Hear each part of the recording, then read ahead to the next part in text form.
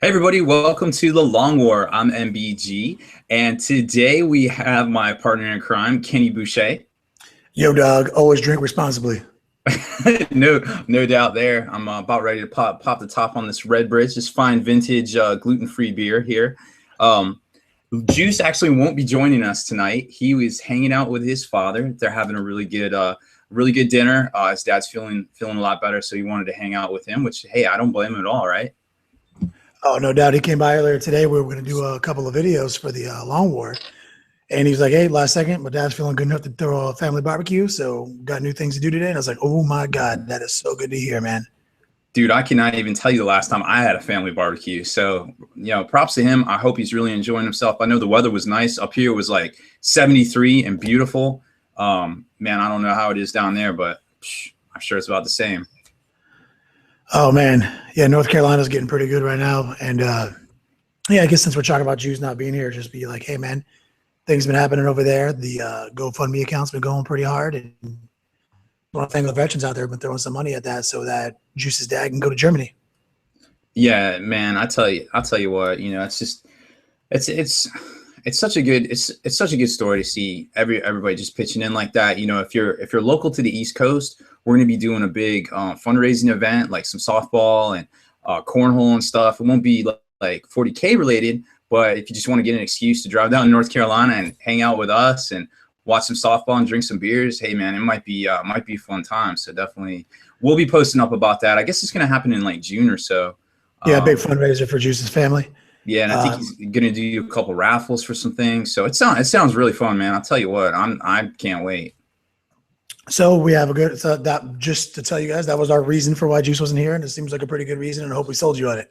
But Yeah. it won't happen. It won't happen all the time. No, not at all. I mean, concessions need to be made, but we do have a great show for you guys tonight. We're going to do some hobby, bringing hobby back. Definitely going to talk about me and Kenny. Going to talk about what's on our hobby benches, and hopefully you guys can chime in too with what you're working on. Because man, there's a lot of stuff coming out here over the past couple weeks, and definitely a lot more on the horizon. Then we're going to talk about other games you guys might be playing. Besides the Warhams. There's a lot of other stuff out there. I've been enjoying a lot of X-Wing myself, so I definitely got a lot of stuff to talk about there. And then of course we can't get away from it. The Eldar are here. So the last half of the show we'll probably do a little chatting about the Eldar. Won't be able to get too specific because the cats actually ate my Eldar codex. I do not know where it is. But and since we're a man down, we're going to be leaning heavy on the Q&A, so we're going to need your guys' help tonight. Yeah, no doubt. So we should probably do a rundown there real quick. It looks like a lot of people are checking in now, so I'll hit that up. Lamonte, what's up, man? Box Cat Box 40K. Oh, what's up, guys? We got Amos checking in for the first time. I don't remember seeing you before. What's up, man? Good to see you. Steve Bruley, what's up, dog? We got Eric, Void Race Prime, Clay Cruz. And everything just moved on me. So we'll get back to that in a second. I don't want to duplicate anybody there. So Kenny, what are you working on, man? I'm glad you asked. Actually, I was just yelling at my tiny dog because she's running around clickety-clacking all up in here with her tiny little nails. But She's so cute. She's a tiny little dog, but she is obnoxious, just like a cat. So anyway, I got this model right here. Let me adjust the focus for you guys. Let me set the camera on me so it doesn't go away. Put it on you. And I think this might be in focus for y'all. This is a Thunderwolf Cavalry, one of many. They are Mark of the Wolfen style. Like they all have werewolf heads. Every single one. Did some designs on the shoulders, some really clean highlights throughout. The basing is looking really fresh. I have a tutorial. There's going to be about a 5-video tutorial on these models. Dang. When it's all said and done, I mean, I already got the first part, just airbrushing fur on Thunderwolves. Then I'm gonna have to show you the detail of the Thunderwolves. I'm going to show you how to start working the riders separate from the Thunderwolves. But they're Space Wolves, so they have like shoulder pads that need to be done separately because the bright colors. There's a lot of highlight opportunities on Space Wolves, and I did some of the crazy stuff. So by the time it's all said and done, man, it's probably 4 or 5 videos just to show you how to make 23 Thunderwolves. Wow, that's crazy. And you know what? A lot of people don't realize too is that's basically 2 models. Like And even when you're painting a bike in a rider, that's 2 models. Like that's a lot more work than it appears. Like, believe me. Yeah, especially if you put Space Wolf armor on him, all of a sudden it's 3 models. Because like Space Wolf's got all the runes, all the magic rabbit feet hanging off of every possible thing. You know, they're so freaking ridiculous. I love them, but as a professional painter, I basically hate them. I basically hate them. How much easier would the would the Helldrake be to paint if there wasn't you know, all that? Yo, if I was going to design a Helldrake, yo, none of that Baroque armor, it'd just be flat surfaces. No doubt. I know what you're feeling there. I don't have anything nearly as cool as that. I apologize, but I have this huge tray. It's a buffet, and we all know I'm a 40K fat kid. I got 6 boxes of scouts to already deflashed, getting ready to assemble them. So I'm sure we'll see some video tutorials on that, and got to paint them up too for some scout shameless. Then I've got some the triple Hellblade. We talked about that a while back. That's always fun. And then this little guy right here for some Demonkin action. This this big Khorne Demon Prince guy. He's pretty sweet. And I got him. And then there's a Void Shield generator in that bag because I lost all the packaging for it. So I got my work cut out for me this week. What are you guys at home working on? Hit us up in the comments about it, and we'll. Yeah, no doubt. We got a couple people. Good old David Egberg, I believe. I'm working on 2 Doom crawlers. Oh, nice. Fresh. Yo, for reals, post that up in the Long War Facebook page. That thing has been growing, and I want to see these pictures. Lamont says the wife just surprised me with an early anniversary gift, and I got the new Skatara Codex and a Doom crawler. The feed must be good. Sal, you're such a pimp. He says, "What up, gents? Been able to get some computer repairs completed just in time." Kenny, what's with the slick background? Ooh, what is with the slick background? Just been trying to pro things up over here. I've been running, my personal Patreon page for 3-4 months now. So I got new lights, I got new backgrounds, I got new computer programs. Just trying to visually show that the effort is being made to everybody supporting me, not only just me, my process, but the longwar.net. Like, we're doing things with these monies. We're trying to make these things a little more pro and more easy to watch and more well edited. Definitely the more edited part. Yeah, because it doesn't matter how right something is. Like, we all know bringing hobby back, hashtag bringing hobby back is important. It doesn't matter how right that message is. If it's not digestible, that message will die. So that's kind of like where we're at right now. That's what the longwar.net's about, is like how to make that message digestible so everybody can experience it at the highest level. And unfortunately today, America 2015, you got to have shiny stuff to make people watch it. Yeah, and you really do, but that's okay, because having that shiny stuff is great for what we do. I mean, that's exactly what we do. Like, here, this is how we do it. We broadcast ourselves all over YouTube, with these tutorials. Yeah, I feel like that might be the tagline to YouTube: broadcast yourself. I think it just might be. It's either that or keeping it icy. I can't remember. I was getting confused. It is definitely one of those, for sure. So yeah, whenever you guys are posting stuff up, whether it's on your personal pages or over on the Spiky Bits Hobbies Facebook page, which is a really great community. If you haven't gone over there, oh man, I tell you, there is so much cool stuff in there. And then I'm in there every day seeing crazy stuff. And tag your stuff, bring your hobby back. Let's get the awareness out there, because the whole thing starts at the community level. Yes. We are, sometimes it seems kind of counterproductive, because the longwar.net is about exclusive access and content to people, but that's why we don't hold anything back. Like, it all goes to the internet for a whole community. We just try to find a way to, help, because everyone wants to support. We have to give you something for that support, because that's just how it works. But we're still trying to keep the community strong by not holding anything back from the community. So the community is the most important part of that whole equation. So you guys need to be doing your best. Like, for example, Sal over here, every time I put something up on, the hobby page, he posts it. Hashtag bringing hobby back. Like, it seems like a silly thing, but it actually is the most important thing in today's media.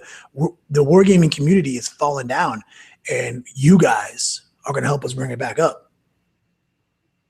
Oh yeah, dude, I couldn't say that any better, Kenny. I mean, it's important. I mean, I think a lot of us are in this hobby for the hobby aspect of it. Like, I want to build stuff and I want to paint stuff, and I just want to have fun. I mean, I do pretty good on the tabletop competitively, so that's really great. But yeah, that always makes me feel good when I can win my games. Yeah, I mean, when I can win my games, but more importantly, like, I played in a tournament over the weekend down at Hit Point Hobbies, and down in North Carolina. It was a great time. Yeah, you and the DC crew drove many hours to help bring hobby back in a community that is essentially 5 hours away from you guys.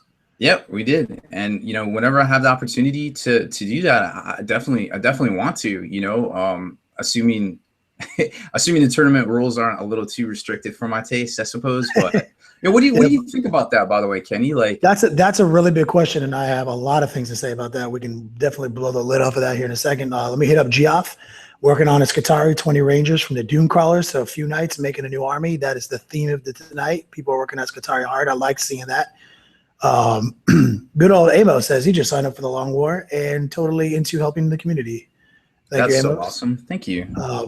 But good old Coach, Family Gamers tuning in. What's up, Coach? What's up, Coach? Sal's talking about current projects, Qatari and Flesh Tears, 1,500 points. That is awesome to hear. Boxer Cat 40K says, so will anyone be into the challenge Reese's to play as Eldar for $250? Yeah, I'll just arm wrestle him for free. No big deal. Yeah, I actually, Kenny recently, I guess, got downgraded to third biggest arms in 40K, and I would like to report that I am now upgraded. I am now 9,999th biggest arms in 40K. Yeah, I've been working out. Good old Roger Lonergan says, I managed to score a Plasma Obliterator and an Imperial Knight. About to take my Wad Eclipse out for a spin. That is good to hear, man. All right, so I'll jump back into that in a second. I don't want to blow through everything here, but one last one. I saw my name. I'm drawn to it. Right. Awesome Crimson Hunters, by the way. Currently painting parts of an 1,800 point after upgrades Orc Stompa. Only 500 points more expensive than the Wraith Knight. Seems fair. Void Wraith Prime. It does seem fair. So anyway, that question that Rob just hit me with is a big question. What do we think about restrictive rules in Warhammer 40K? Obviously, if you guys have been with us since the beginning, since the Forge Narrative inception, over 2 years ago, and when 6th edition dropped and the sky fell, and we preached a very hard line, no preservatives added Warhammer 40K experience, no 40K light. We were on that hard. I mean, we were hard in the paint on that. And here, 7th edition, over a year into it, the summer of 2015, I don't know if that is what I'm preaching anymore. It's an interesting point, honestly, because we all know there's problems out there with being able to take multiple strong units in armies for pretty much next to nothing, like as far as points and also restriction wise, like, something might be a Lord of War, but you can take a bunch of it. But then again, there are other things out there that can still deal with these. Like, for instance, and I'm sure we'll get into this when we start talking about Eldar a little later, but I mean, Gene Stealers, Wreck, Wraith Knights, like there's a lot of things that used to not be good, but maybe might be good now because of the current meta. So, like, I feel what Kenny's saying about, maybe restrictions are in order, but I'm still a proponent of, we just let it ride. Like, just let it ride. You can play with whatever. Which one is right? It's hard to say, really. Yeah, but I see you give me an opportunity to jump in there. I was like, I'm sorry, I was band down tonight, moving slow to the questions. So what's good about our show is that we don't all have exactly the same opinion. I found it very, very beneficial to me to line up with people who have a completely opposite opinion, because it keeps me thinking about that other side all the time. I don't want, like, that's a problem with a lot of these communities that have sprung up everywhere. It's just a bunch of guys who think exactly the same way, and that doesn't breed any level of innovation. So that's why that's part of this hobby. That's what we're trying to do over here. And so what Rob is saying is, like, he's like, yo, man, I literally haven't even tapped it out yet, man. Like, I'm still trying to see what all of Warhammer 40K 7th edition has to offer. And that's a big deal, because we haven't even seen it all yet. Like, I'm already like, I don't even know about tournaments. Like, how do you organize them? It's like, you know what? I still haven't even gone to one tournament that lets me play 7th edition. Like, so that's that, except for the Forge Narrative seasonal that existed. And you know what? There was no hitches. There was zero hitches. Zero hitches. Like, so that there's very compelling evidence that there's that if you take all the rules out, all the fake rules, and you let the real rules, it usually works itself out. And the overall winner, that is the guy with the highest battle points, the highest paid job, the highest paid sport. That was a guy named Mike Twitchell, and he did it with demons and nothing else. Yep. So, and which is another interesting point, but that's the third point I kind of want to make. But I do want to say that we know it is proven that when you throw 40K in a vacuum and you create this false set of rules, or not false, but restrictive set of rules, right? That there's going to be some stuff that crops up that's just going to be so over the top. Like, for instance, Screamer Star was created, you know, because of the way there was restrictions, and I think Star also. It's actually Sear Star. Screamer Star was invented. Screamer Star was good regardless. Screamer Star was invented because GW did the whole bait and switch on us, and they made everyone on Earth buy 100 Screamers, and then they changed the rules, so people had to figure out how to make them work still.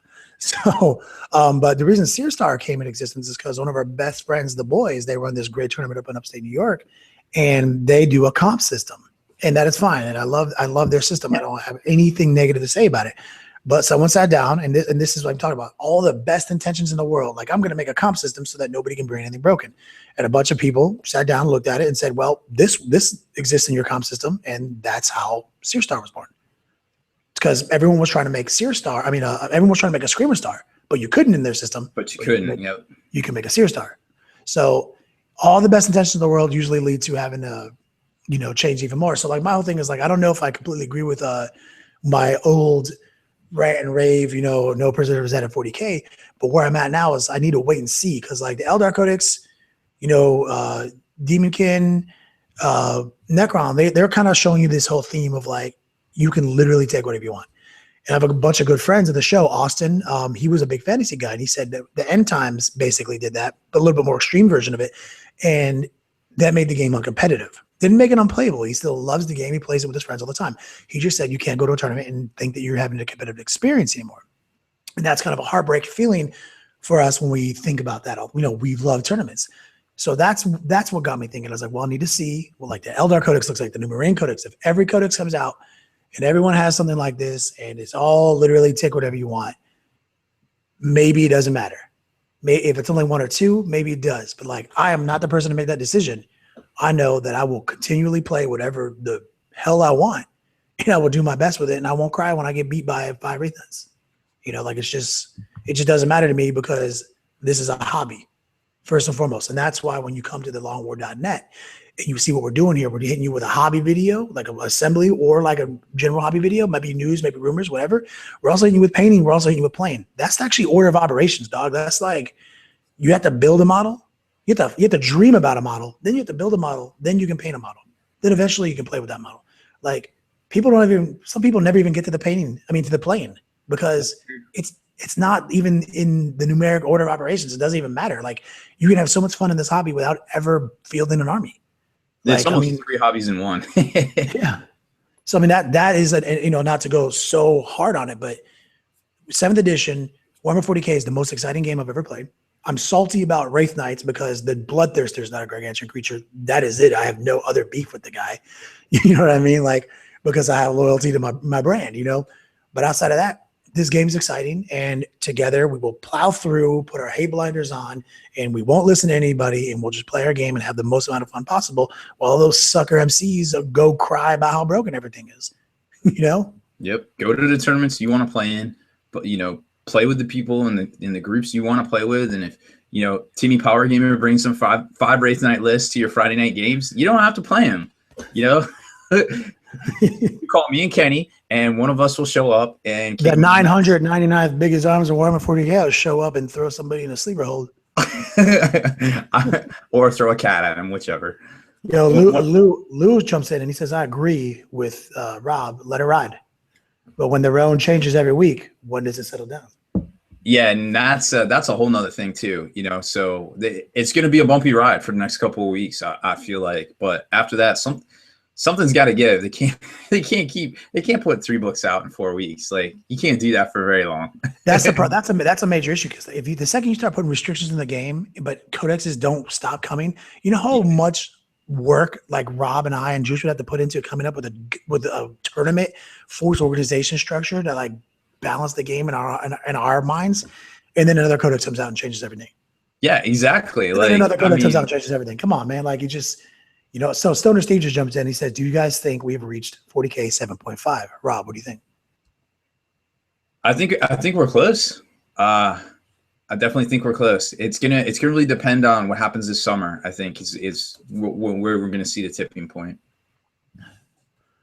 What do you think is gonna come this summer? I'm not caught up on my rumors and stuff. Well, you know, we might see some campaign stuff, or, you know, obviously all the Cult Mechanicus stuff spoiled like earlier today, so we know there's a Cult Mechanicus book coming.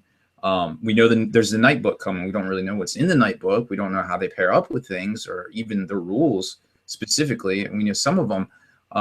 But, you know, if they do some sort of, you know, campaign thing that we're hearing might be like a 2-box set or something, you know, it's going to be kind of weird. And I'm hearing, don't know specifics, there's going to be big change in June 1, something big.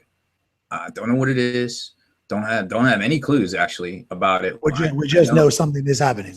Something big is happening with Games Workshop June 1st. So don't know. Maybe that's why they're accelerating all their stuff out the door. I would honestly be a little bit concerned if they didn't drop something fantasy here soon, because they gotta be running out of stuff. You can't go that hard. Like, you can't eliminate one entire element of a hobby people enjoy, because, like, you know, as much as I say, like, we've come up as like such competitive gamers. Like, I'm talking like we were power gamers. We might not be right now. We were like as power gamers you can go, because the game was so one-dimensional back in the day. Yeah, it really was. It was. There was nothing else, man. Like, it was like huge months between releases, like 3 months. You know, like between codex. What's that? Amos Hansen says, doing the hobby since 1993 for the love of it.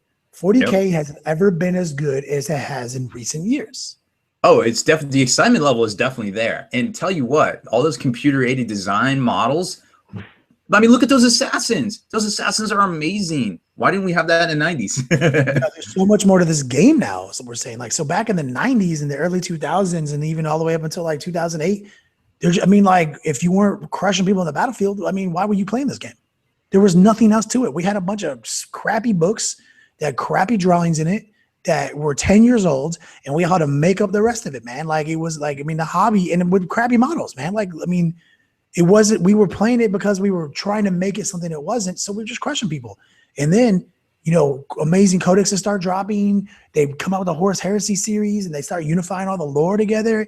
What we have on our hands is so much more than just crushing people on the tabletop. You know, Lou actually made a good point there. First of all, hey, Lou, what's up, man? You know, does 7.5 mean the Codice? I just like saying codex books because I don't know what the plural is. Have been updated to 7.0, or only the supplements are left? You know, that's a really good question. You know, what are we going to see? What are we going to see once we see the Space Marine book, the Tau book? Are we going to see second edition books? You know, like they did with the Imperial Armor. They were like Imperial Armor second edition, updated to whatever the current rule set is. So that's a really good point. Like, what are we going to see once we run the cycle of these books? Are we going to see an 8th edition? Do they even need to make an 8th edition? Are the rules that good that we could just keep the current edition? That's a super good point. Update all the books to 7th. That would give us quite a few years. They'd still be able to sell stuff, because we all know Games Workshop likes to sell stuff. They'd be able to sell this stuff. A new book comes out, a couple of new models. Then they do the big splashes like the Cult Mechanicus or the Harlequins, you know, whatever. I would like to see that, because, you know, I like to see these mini games. Kenny, have you seen those assassins? Like, come on. That's awesome. Yeah, I do. I am a part of a news feed organization called Spiky Bits.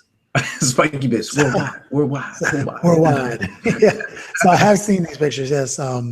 They're fantastic. I am continuously blown away by the modeling. You know, like, I mean, you guys know, like, literally all I do is look at models all day. Like, I barely can even talk about it. Like, I've modeled my entire life around how awesome these models are. Like, sometimes I imagine when I'm working on older stuff that I'm working on newer stuff. I'm like, man, this is the only way you can do it. Is so bad. I was like, this is a bloodthirster, clearly. Duh. You know, Stoner Steve just jumped in. He says, I really hope this Qatari and the Cult Mechanicus can be one army. I think they are, because that poster that poster that leaked have them. It says like Forces of the Mechanicus, and it has them all on there. So I'm sure they're Battle Brothers or something, without a doubt. Because let me keep jumping in. We got a lot of people asking some questions. Sal came back in. He says, "Gotta help spread the word to make the community more informed and better players all around." Thanks, Sal. Yeah. That is truth. That is essentially going to make its way into our mission statement eventually. Quoted by you. Family of gamers. Yeah. Yo, when I got to play a stronger team in football, you don't call them and say, "You guys can't pass this game." Figure out a way to beat them, and then victory will be much sweeter. Yeah, that's how you get. That's definitely how you get better at things. You have put it so elegantly for me, Coach. That is well said.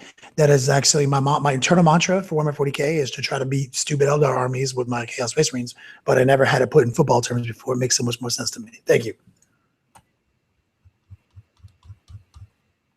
Got a few. Oh man, we got some big ones in here, man. Steve Bewley, Beast, as a TO. Hey guys. Oh my God. Oh, a new contender has appeared. Somebody has disappeared. Yeah, hey, what's going on, everybody? Sorry I'm late. Just got done with an amazing dinner and some good family time with my dad. He's feeling amazing today, so a little bit better late than never. Yes, that is good to hear. We caught them up on your position. We let everyone know that your dad was feeling great and that he was cooking for the family. That was a great sign. Yeah, for real. Like, it's not the fact that my dad can't cook, but literally the last time that he cooked that I've eaten was maybe 5 years ago with some burnt steaks. I mean, I ate it. It was fine. I didn't have to cook it. But let me tell you, we didn't have burnt steaks tonight. He just something was feeling good. You know, something was working. Man, he made ribs. He did all this stuff. So it was great. Juice, nice. I would love for you to jump in on the Q&A and do your job because I'm mad at you. Yeah. No doubt. Let me just get a couple things here. Yeah, like you gave things up. I'll jump right into Void Wraith Prime then while you're doing that. Void Wraith Prime says, "Yep, awesome time to be in 40K. I wasn't even into orcs, and then the Wall Gosgo supplement came out, and the Dread Mob formation looked fun. Fast forward, and now I'm painting a Stompa just because it's a boss model and that I may play Blood for the Blood God. Or yes, Blood for the HB. What's HB? HB. I don't know. It disappeared. I can't. I don't know if you. I don't know if that. I just when I see BT, I just imagine you're saying Blood for the Blood God. That's what I'm gonna go with. I don't know how these things work. Yo, Eric's got a good question. How excited are you about the new Knights? Well, I love the look of those things, man. If you're not on Spiky Bits, like I've seen a billion articles about them. Yeah, I mean those things are so good looking. I can't wait to get one in my hands. And I'll tell you what, man, make sure that you do not glue those arms on because there's a way to do it that you can interchange all that stuff. Players F up sometimes and glue arms on. Yeah. Don't do that. That's so what true. You're telling me, it's not standard operating procedures to just super glue and use the barely zip kicker as a yeah, the barely tabletop quality method, which is green stuff, glue, and zip kicker all on the same method. And then when it's time to change out weapons, you just literally break them off and do it again.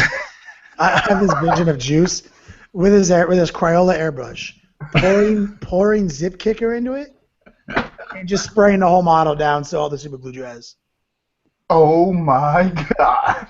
Oh hey, Void Wraith Prime said BTHB. It's bringing the hobby back. Oh my goodness, it's really good. That just happened. Thank you so much. Yeah, no doubt.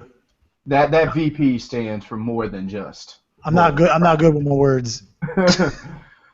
John came in right behind it and said he had that too. Got it. That's our John Ridden, aka Fatty J. He's one of our best guys. He's also a behind the scenes member of the Force Narrative, which we are still a part of, just so you guys know. The Long War. He's behind the scenes in the Long War, helping us with a lot of things. And would you say it's the Wu-Tang Clan? Yes. This is at this point it's the Wu-Tang Clan. We're all doing some solo stuff, but we're still the Wu-Tang Clan. I think that's a good. I think that's a good description of what we do. That's right. Did you guys do a roll call, Sal? Thanks for bringing me in. I love that intro. There's a couple couple of guys in here I don't think we hit, like Juice, Wes. I'll let Juice. Why don't you redo it, because everyone misses you when you do it. When you don't do it. I Well, just imagine the normals are here because I already did them. okay, word. So all of the Steve Bruleys, the normals, but obviously we can't start this out without Boxcar 40K, or the Litterbox 40K. So great. Thanks for tuning in, Sal, as I just called out. I'm trying to. Let's see here. Roger, Wes, man, there's quite a few different people in here tonight. Stoner Steve, what a classic, man. I tell you, it's always good to see you. Amos, Will, I'm sure there's somebody's name I can mess up here. Hold on. Jay Cox, man, good to have you in here. Man, Eric, Jake Shear, haven't seen you in a while, man. Great to see you. Good old Jake. Yeah, man, I've got to try to get on this coming up Monday for the webcast. Miss you, Jake. Man, got a full house tonight. Everybody else, if I missed anybody, I'm sorry. You're missing somebody. They're waiting for you. Ooh. The second largest arms in 40K is looking for you right now. Oh no, Coach. Says I need my juice. Oh, there he is. I knew who he was talking about, but I couldn't find your name until right now. Oh, and I'm sure Chris Morgan and also J Troop would love to be here too, but they're off doing other things tonight. But I'm sure they'll be watching. So what's up to them? Yo, so let's talk about some other games. Like Juice, we have a quick agenda. We were going to move into in the second half of the show a second game system. I hope you're ready. Yeah, 100%. Monopoly is my jam. I always. Grandma, I saw you stealing those $500 bills. Baltimore and whatever that first one, the stupid purple ones, Mediterranean Boulevard or whatever. Yes, Mediterranean. I think they're like 15 cents each. So those are my jams. Be right back. So what games have you guys been playing besides the 40Ks? You know, there's a lot of stuff out there. There's living card games. You got other tabletop games. You got stuff like, Attack Wing, which is the Star Trek version of X-Wing. Then you got X-Wing, of course.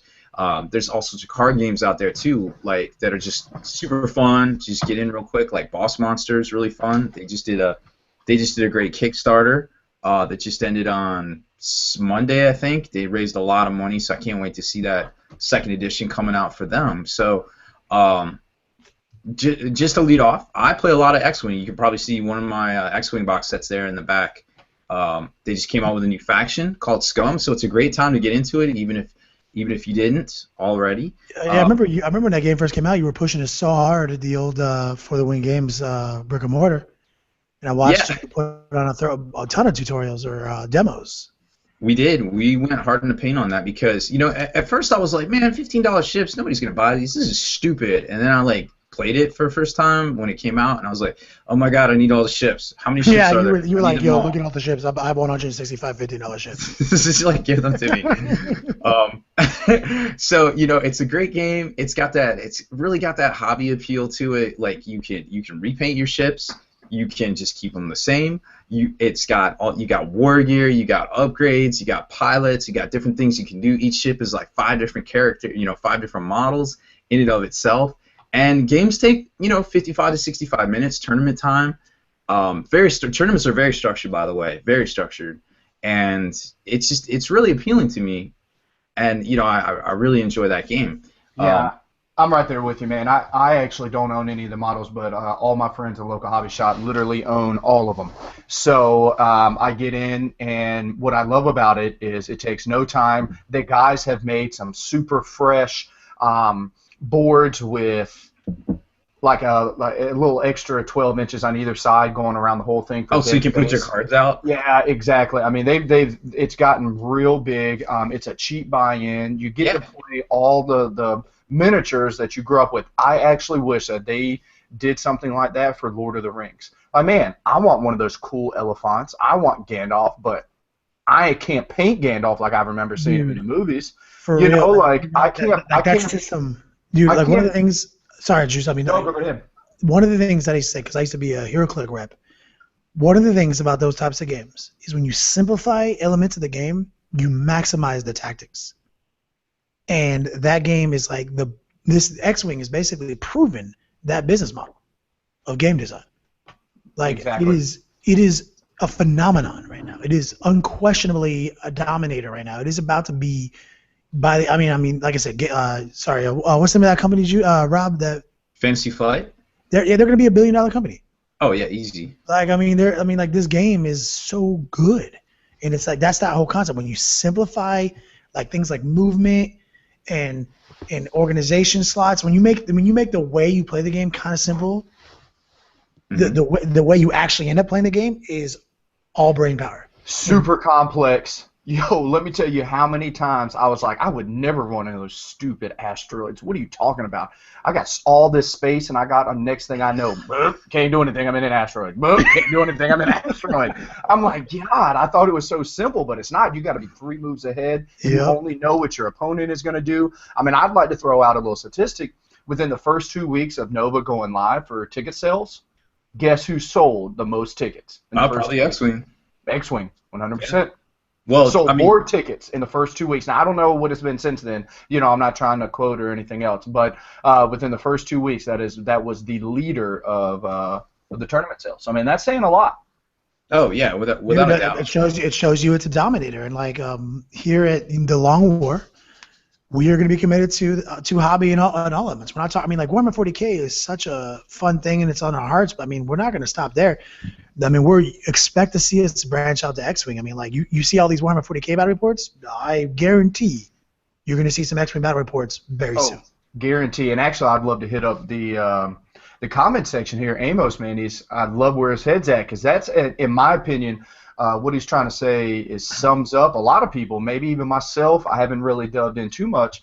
But he's saying, considering the direction 40K is heading, somewhat unbalanced, overpower, almost maybe tournament organizers are going to have to go in. I'm ad-libbing a little bit, but tournament organizers, in my opinion, to make a true tournament, they're going to have to bend rules, change rules, depending on whatever else. So either way, how the direction that 40K is going, do you think that people are going to be more interested in themed events, Horus Heresy, for example, some of these other ones, as we just talked about with the Star Wars? What about Dust? I mean, do you see other game systems? Is this their time?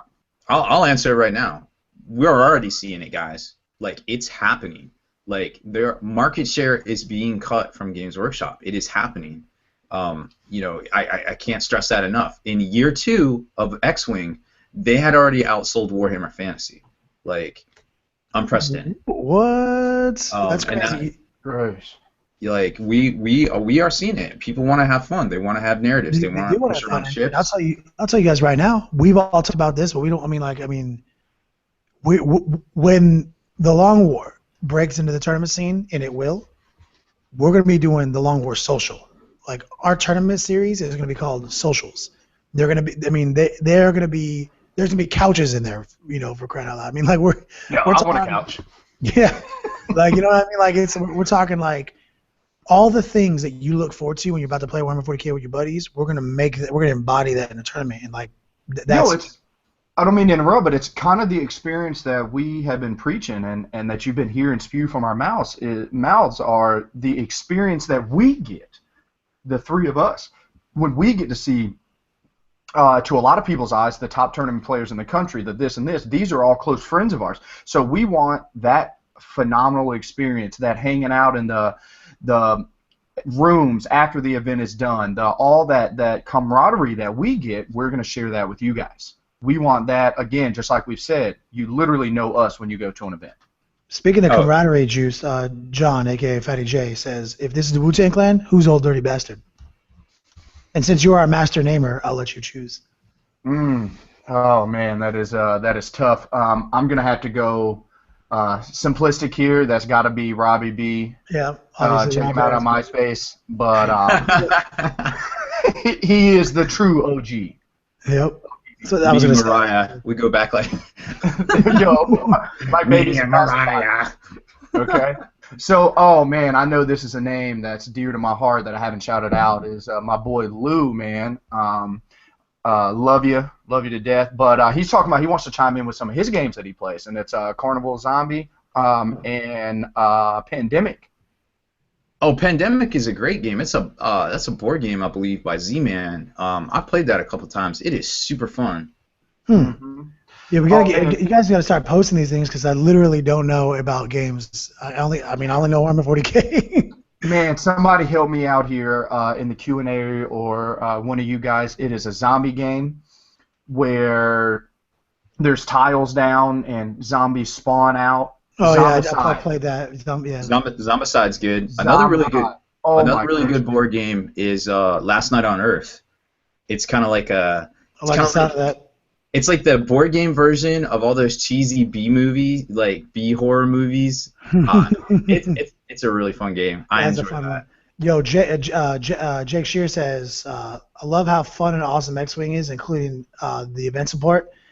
That's something I've heard about is that they support tournament structure and tournament rules and all that stuff. Yeah, they actually Fantasy Flight's really on point with the tournaments. You got league kits. You can get league kits. So does Privateer Press, of course. And you know, there's all sorts of support out there. Fantasy Flight is usually on the cutting edge. Like they know when something they made isn't quite as powerful as it used to be, and they put the cards out there to upgrade them. They usually put them in with something else, like another kit that you're gonna buy, just so you're probably gonna get them anyways. And they really try to fix things as far as stats and power levels. Yeah, another game that I actually mentioned that I felt did a really good job. Now, I can't speak over the last couple months. I know it kind of switched hands, but Dust, man, I got hardcore in it. Let me tell you, the plastic crack set in. I was scratching. I went deep in Dust, and let me tell you, it's a fun game. Super easy to pick up. It's one of those. It's kind of like what we were just talking about with simplistic rules. There's very few rules compared to 40K, but they're always in play. It's not like, for example, we have different phases and different things apply with 40K. With Dust, literally these same 5 or 6 rules are in effect at all times. You can't do, and it's a super fun game. It comes ready to play right out of the box, unpainted, but it comes primed. So you just, literally, there's no assembly. You just go right in. I like that.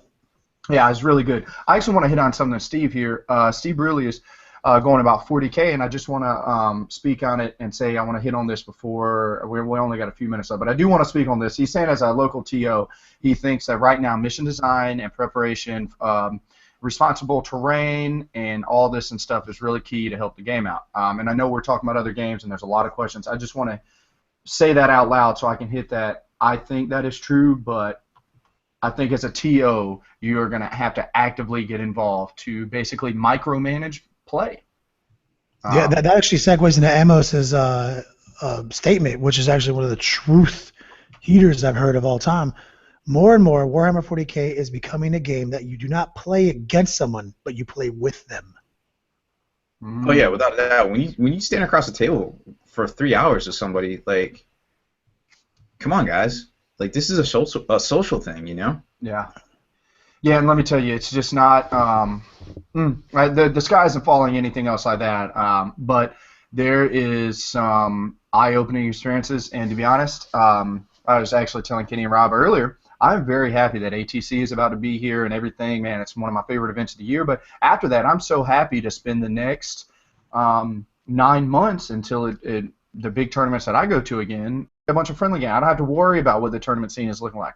You know, I can't wait to play a bunch of friendly games, have people down to different clubhouses, everybody come down to hit points, and just have fun with the game. That's that to bring it back to realism. Sal wants to answer the question: what game he's been playing that's not Warhammer 40K? He said, aside from Warhammer 40K, I've been recently playing a game called Not Be a Fat Ass Anymore. I've been hitting the gym up, have a few physical exams for the police department, applications coming up. I remember you saying that when we talked to each other in Chicago, and congratulations on not being fat anymore, and best of luck to you. Yo, Sal, man, Yeah, dog. love to hear it. Don't be like me and throw your back out last week in the gym. picked up 80-pound dumbbells to do my shoulder shrugs as I normally do, and threw my lower back out. And actually, the falsity of that statement is like I normally do. Yeah. Not You mean this one time I did it 3 months ago? No. So that's a normal workout, but let me tell you what hasn't been normal is the pain that I've been in for the last, umpteen. So yes, I'm right there with you. Hashtag beat the fat. But here we go. Family Gamer. Dead Zone. Has anybody played that? Coach I've not heard of is that. like Is that a I haven't video game? looked at it. I think In Coach won the. Didn't Coach win the tournament at definitely he was like the first. He's the reigning Dead Zone champion, I believe, national champion. Best Dead Zone player ever. Biggest guns in Dead Zone. Biggest arms in Dead Zone. Yo, John, aka Fatty J, says Runebound Midnight. Is that a game system that I'm just not? I've never heard of. Yeah, Runebound's it's like a kind of like a board game type thing. It's switched hands a couple of times here and there, but I think it's got its edition back out. Boxer Cat wants to know, Kenny, have you done any X-Wing repaint commissions? I'm gonna ad-lib a little bit. Would you? No, then yes. Like I've never done it, but I've done a lot of HeroClick repaints. And I guess the new heat would be X-Wing. No one's ever thought of commissioning me, but I mean, I imagine when you go to my website and you look at my minimum orders, I think that any X-Wing player would be hard up to meet them. So probably never going to end up doing an X-Wing commission. How many ships do you like? 6? Yeah, but Barely Tabletop Quality Painting Services is open for all Star Wars X-Wing commissions right now. Maybe as like a prize one day I'll paint somebody's army for them, their X-Wing army, but it's hard pressed to put it in my queue when it's. That's going to be tough. You don't need a whole lot of models there. So we're coming up on the last quarter of the show here, guys. What do you say we touch on some Eldar? We should. Yes, definitely. As much as I literally don't want to. I feel I don't know if I have enough beers sitting around me to try to stomach this. You know, it has nothing to do with the rules. Like I said, nope. I don't want us to sound like haters. We hate Eldar. It has nothing to do with their rules. Yeah, I mean, I've hated Eldar since 1998. I will never stop hating them. So that is why I'm like, they got more power in some ways. Well, and just before Robbie B, my little 2 cents is every codex deserves its time to shine. Nidzilla, can't hate on it. They were top. I'll even go as far as Tank Company was massive there for a while. Grey Knights, Orcs, everybody's had their time. Why? We've just had to stomach through almost an edition and a half, even though... it's Eldar's time.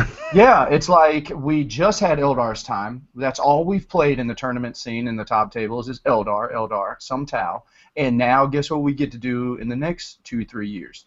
Play against Eldar. It's like... Well, I think people are better equipped to deal with them these days. I mean, there's so much stuff coming out that isn't Eldar, that I feel like people have the tools to deal with it. I also feel like the whole Wave Serpent thing was accidental. Like they didn't realize how good that was. I think that's true. I think that's a true story. And they've brought it back in line. But some of the stuff that wasn't as good, like some of the Aspect Warriors, all of the Aspect Warriors got these really great rules now.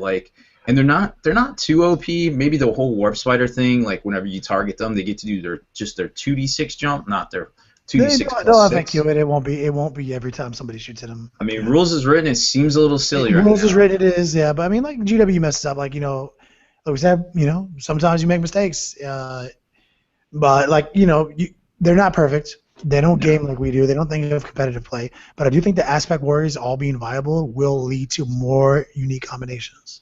Oh, I do too. I mean, you can't tell me that taking that Dire Avenger formation where they all become ballistic skill 5. What an interesting beta strike army. That's pretty crazy. Yeah, and they can all shoot 3 times, like the old Blade Storm rule. Oh man, it's crucial. You can't tell me that's not going to be good. Oh, I have no doubt it's definitely going to be good. But I guess my thing is we as engineers and people who try to find difference in the game are gonna not take what is the most powerful. What I don't like is the fact that everybody who sees a list, who does this, and not saying that there's anything wrong with it by any means. I just as a competitive 40K player, it frustrates you. It is so we've used the terminology, and I even kind of feel bad saying that. Maybe I won't. Some armies make, when you get to re-roll everything, when you get to ignore everything, when you have so many other rules that other armies don't have, it is the path that you are setting yourself on is not as difficult as some other armies. It's like honor. It's like Somebody earlier in the show said something like that. Like, I like to set myself up to have a challenge. You know what I mean? Like, figure out. That was Coach actually. Coach used a football analogy to talk about how, like, you're all against a team that might be bigger and stronger than you. Doesn't mean you don't play them. You figure out how to beat them, and that's how we get our entertainment at Warhammer 40K. So it is frustrating to see people take the easy path. Well, not everyone takes it as the easy path. Some people take it because it's the path they love and they identify with. But there are a percentage of people who take it because it is the easy path. When you play up against one of those people, it is a frustrating experience. Yeah, because you want to know what you can immediately tell. I can't tell you how many just beat stick Eldar lists that I just like face palm, but as I'm playing the game with them, I immediately know this is their jam. They've got an Eldar tattoo somewhere. There's a rune somewhere on that body. And I'm completely down. Like, I mean, I've played 5 Hive Tyrants, and some people are like, oh, bandwagon, but they know this is my, so at that 2-month time period, that was, there's my bone. And I feel like that's what the game needs. There's so many cool armies out there. So I guess my frustration for the next little bit is just Eldar had its 2 years. I would really like to see, man, Necrons, they were on the comeback. I feel like the Demonkin, I feel like all these other stuff that has come out. We see tournaments got rid of range D, and now this book has more range D than. Well, I mean, you could make that argument, but ranged D. Okay, so we got 36-inch Wraith Cannon because that's basically its effective range. 48-inch because it jumps. Well, okay, if you jump, sure. Then you've got the 24-inch. Shut the whole table, by the way. Yeah, and then he can split fire. What we're saying, Rob, is thank you for being devil's advocate. Yes. And we're done hating. Yeah, and that was just, it was, yeah, absolutely. I feel done now. Yeah, I mean, we got to vet. I think there's some good stuff in the Eldar book, but I also feel like there's a lot of stuff out there that can deal with it just fine. I agree. Dude, what will a Gene Stealer do to a Wraith Knight? Yeah, your Gene Stealers are crap on one, dude.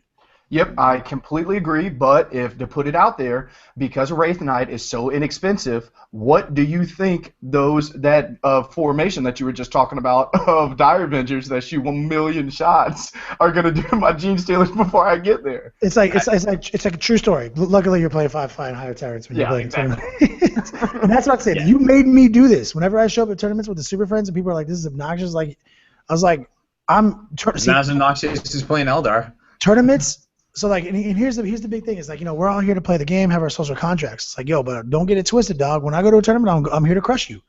Like, I will crush you in the most social and cooperative way possible. And I'm going to try to win this game. I'm going to bring the army I think can win. Now, sometimes I don't. Like, sometimes when I go if I can put my finger on the pulse of a local meta and I realize that maybe they only have like 1 or 2 guys who are on like that, like power gaming level, I'll bring something kind of weak on purpose.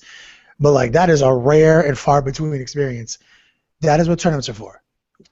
Tournaments are hardly a part of the hobby.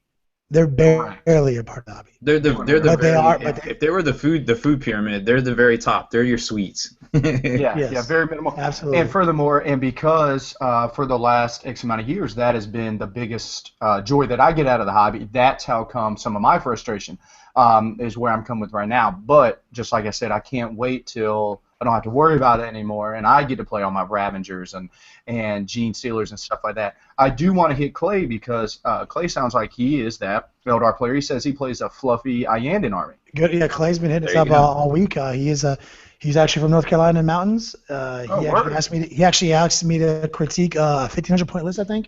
And I said, look, man, I'll be honest, I hate Eldar. And then he's like, yeah, but I'm not into it for that. I'm into it because I love Eldar. I was like, fine, I'll take a look at it. Looked at it and I was like, I still don't know what I'm looking at, man. But he does play for the love, and I appreciate that, man. Thank you. I can completely. That's what it's about. Amos is like, man, Robbie B. He's feeling exactly what you're saying about Eldar stuff. Soner Steve, I have to. No, do not sell your 40K stuff and get an Infinity.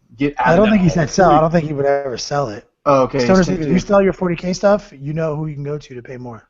Oh, yeah, never mind. It's not sell. I'm sorry. He's just saying that he would get more maybe into Infinity or something like that. Either way, that is not what I'm saying. He possibly has one of the biggest Warhammer 40K collections in North America. Hey, Stoner Steve, the beast. I love 40K. Got 40K tattoos. This is my life. I will always play 40K. Real quick. Like- Sorry, let me just hit this real quick. Justin and William are both preaching Armada, Firestorm Armada. I don't know if that's I just wanted to say because I saw him at the bottom here. I know that was last 15-minute segment. Those are 2 game systems. 2 people in a row mentioned it. Like, Rob, what is that? Firestorm Armada is like a ship combat game by Spartan, and they also have the Halo version coming out here soon, which looks really good. Robbie B, isn't it kind of like what is the 40K ship game? Epic? No, not Epic. It was very much like Battlefield Gothic. Battlefield Gothic. Isn't that like a spin-off or maybe it feels... It's an emulation. It's not exactly the same, but it's very close. It's very close. I've seen some people and I've talked to them, and that was the feel as I was talking to them about the game and stuff. I was thinking that. You can introduce somebody by saying, "Hey, did you like Battlefield Gothic? Yes or no?" Cool. Okay, yes. Okay. Word. Yeah.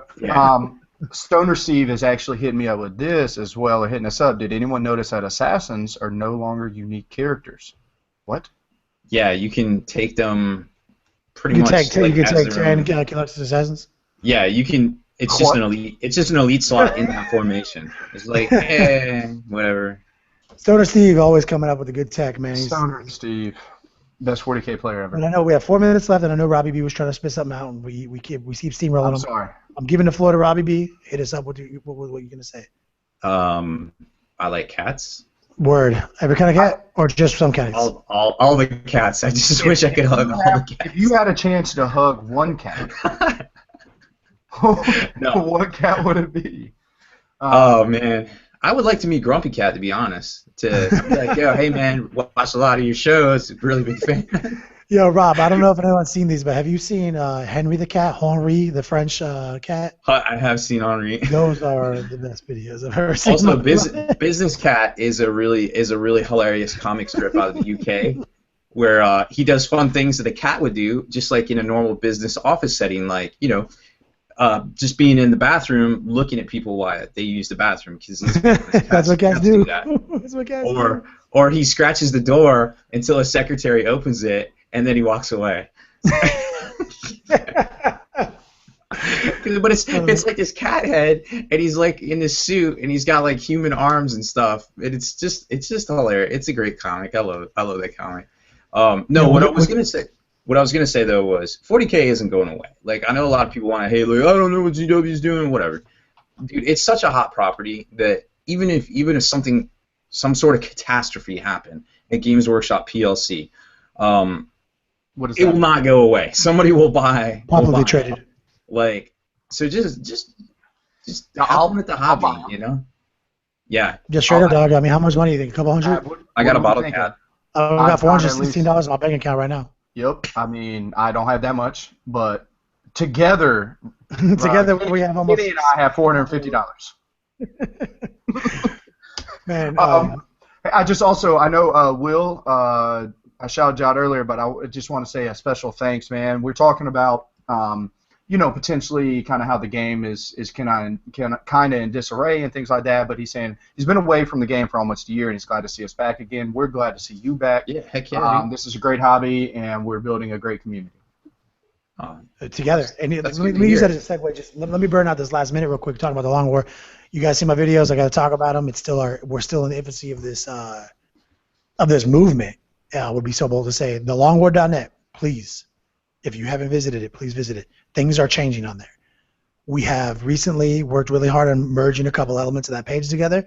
We're trying to show you where the value is. We have a lot of things that become more obvious on the page than the first couple of weeks. Please, if you cancel your subscriptions because you didn't think there was value, go back, take a look at it, something, please, because we are actively working on generating value. More videos, more exclusive content, more downloads, more often, more shiny, more digestion, you know what I mean? Like all that stuff combined. More channels, and very soon a lot of new things will be happening. So please, take an opportunity to go over to the Facebook pages and join our contests. We have a extravaganza right now. Yep, 2 weeks left. 2 weeks left. 10 prize packs are being given out. don't hesitate to jump on that. You can enter every day. A lot of things are happening. Like I said, I know I've been talking you guys' ear off on it. Trying to talk your ear off of it less and less, but thank you guys. Like, the support has been clutch. $5.99 a month is not a lot of money, but it is basically $1 billion to us. It is giving us the ability to do these things. Yeah, and then the more and more the subscriptions that we can get, man, the better I can read. The more sure. Was that a stone? That's like first order of business. Yeah, first order of business. But no, for real, like we can't do it without you guys. We've been saying it forever now. For people who've been following us, we literally are here for you guys. Anything that you want to see, anything that you want to hear, topics, games, everything else, we can do all that with the more subscribers and more stuff that we have. That's right, guys. Couldn't have said anybody but myself. So that's about it for this one. Thanks for tuning in, guys. I know we had a lot of people in here tonight. If we didn't get to any of your questions, please hit us up on Facebook. We're up on the Facebooks like all the time. I'm on like 5 different Facebooks at once. I don't know how I do it. But send us a message over on the Long War. Check out that extravaganza we got going on right now. And if you have the time, head on over to longwar.net. Become a veteran for free. It's a really great resource that we have up there for y'all. And make sure you work out those paint muscles at least 30 minutes a day. You got to stay hobby strong, y'all. Good night.